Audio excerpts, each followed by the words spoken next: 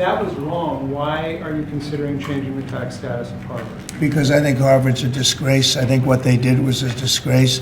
They're obviously anti-Semitic, and all of a sudden they're starting to behave.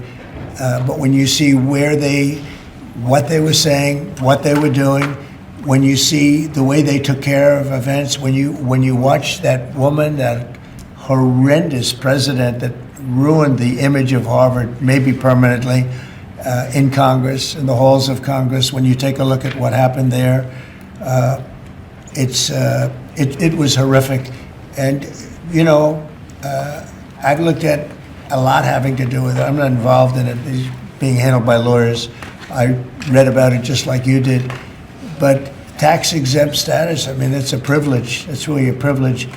And it's been abused by a lot more than Harvard, too, by a lot more than Harvard. So we'll see how that all works out. I don't think they've made a final ruling.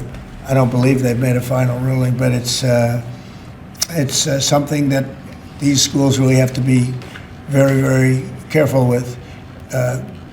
very anti-Semitic when you take a look, whether it's Columbia, Harvard, Princeton. I don't know what's going on, but when you see how badly they've acted, and in other ways also, so we'll be looking at it very strongly. Mr. President, on that subject, on the tax-exempt status subject, what are the other groups that you'd like to see that status removed from? Could we expect an executive Well, order? we'll be making some statements, but it's a big deal, and they're so rich and so strong, and then they go so bad. They've earned so much by being a member of this country, a member of this group, this beautiful group of people in this country, and then they go and they abuse their power like that. I think it's very sad.